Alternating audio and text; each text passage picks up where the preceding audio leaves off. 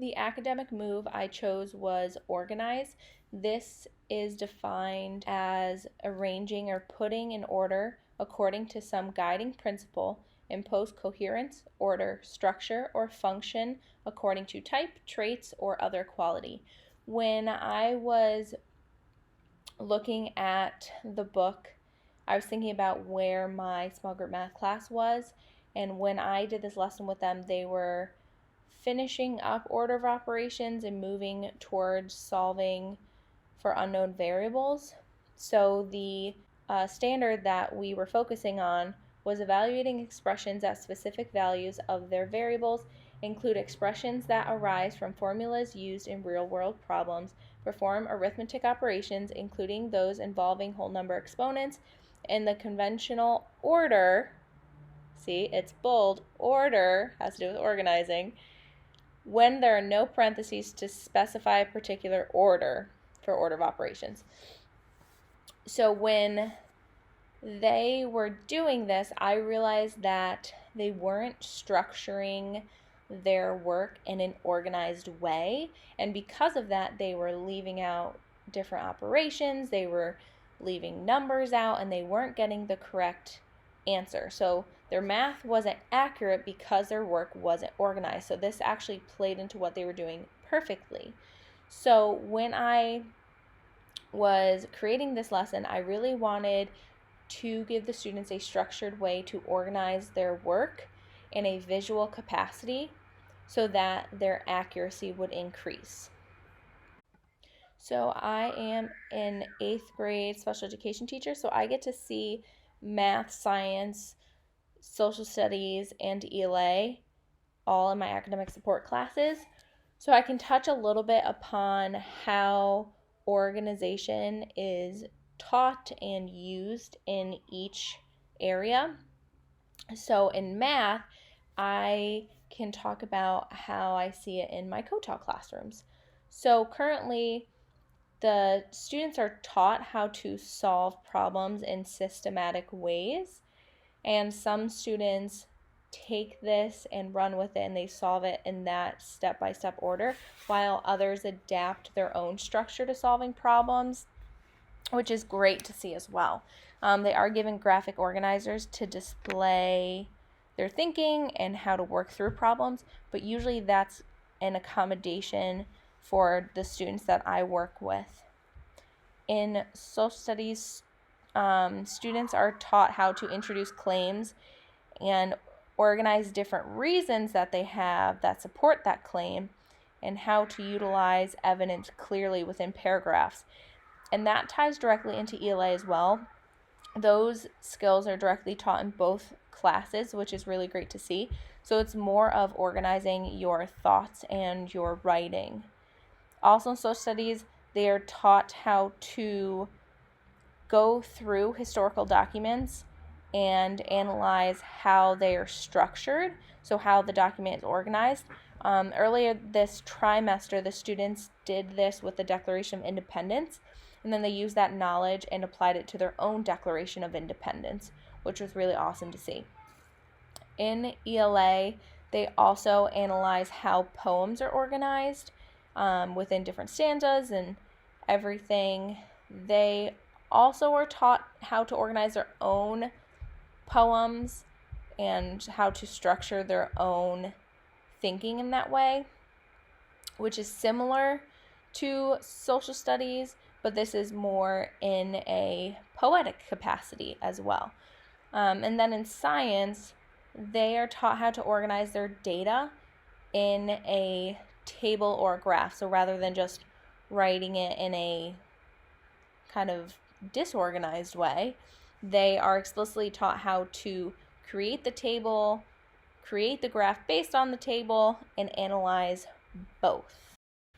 The learning goal, my learning intention for the lesson was, today I will learn how to organize my work when using the order of operations so that I can ensure I'm using the order of operations effectively.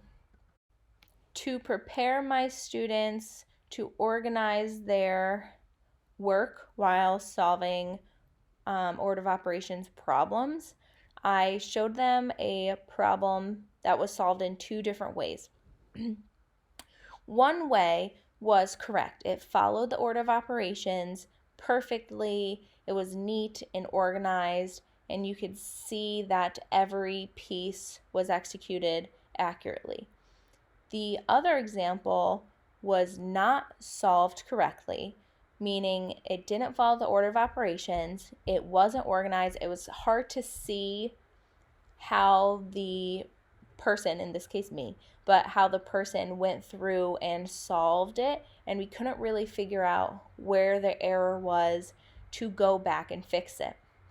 And that actually led to a really great discussion about why we need to organize our work and how the order of operation is all about organizing our thinking and executing something with order.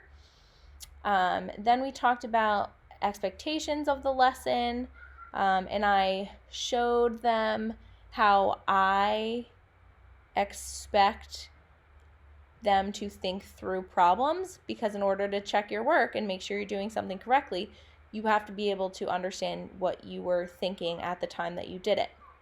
So during the lesson, I modeled a problem with the Think Aloud using the order of operations and the visual that I created, which is an upside down triangle, and each section has a step of the order of operations. Then we did some guided practice.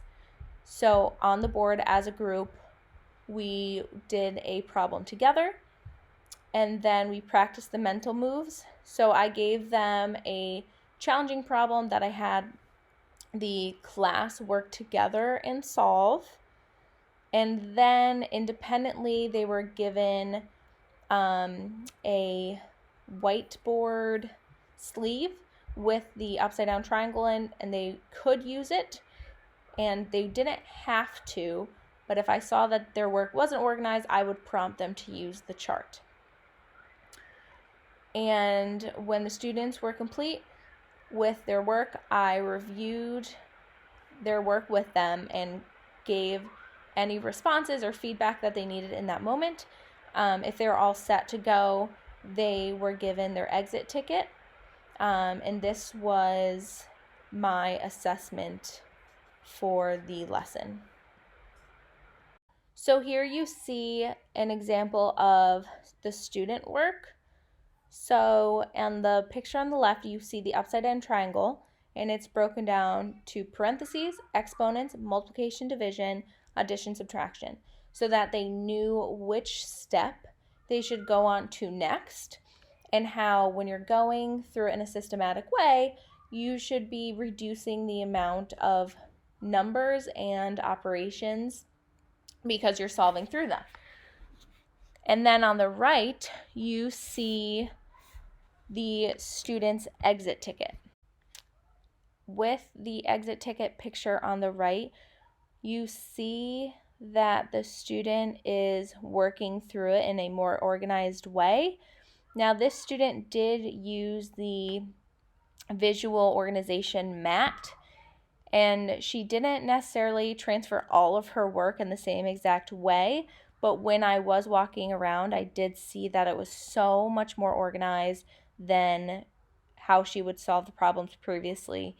And from her examples before being shown this chart and taught to organize her work in a specific way, her accuracy was about 63%.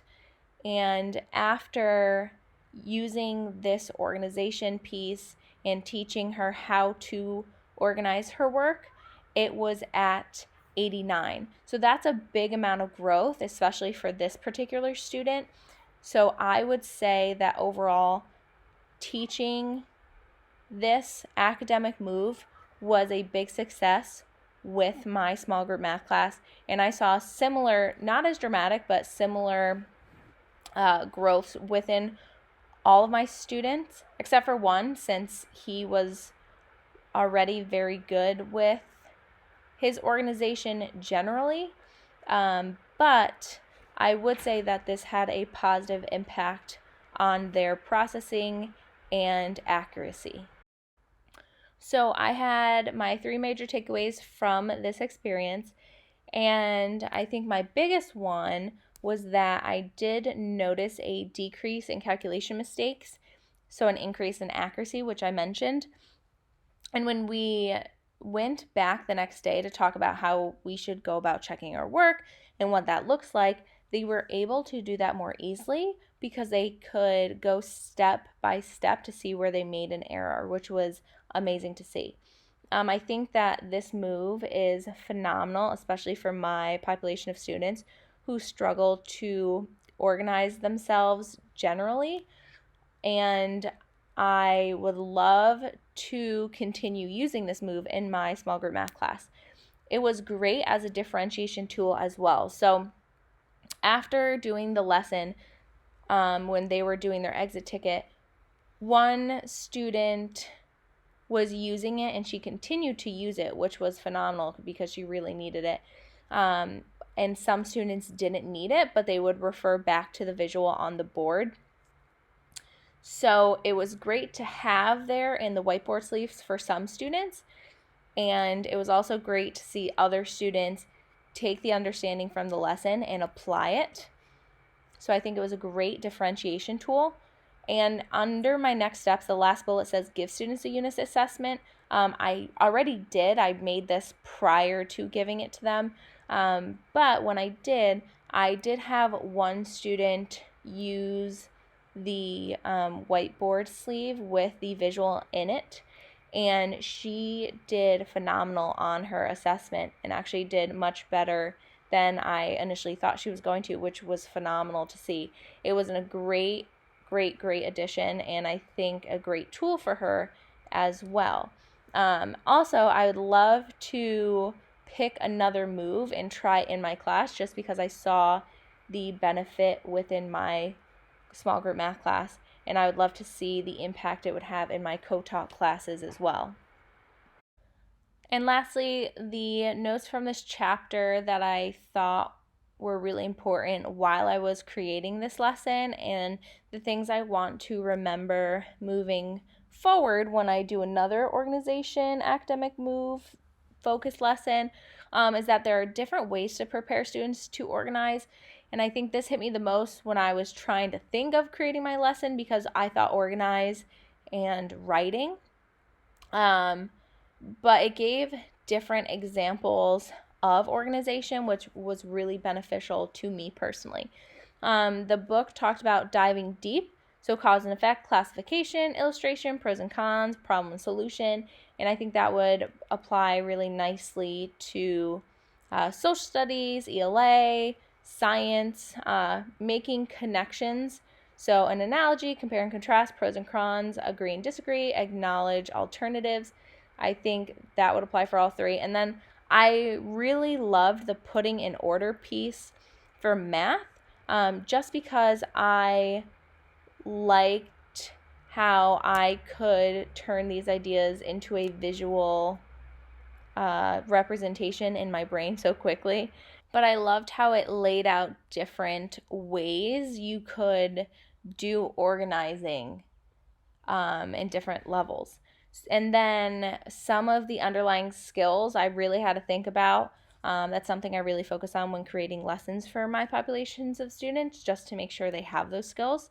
Identifying key elements, showing information appropriately in using transitions or signal words, and then obstacles are abrupt transitions and non-parallel structures, so generalizing that skill.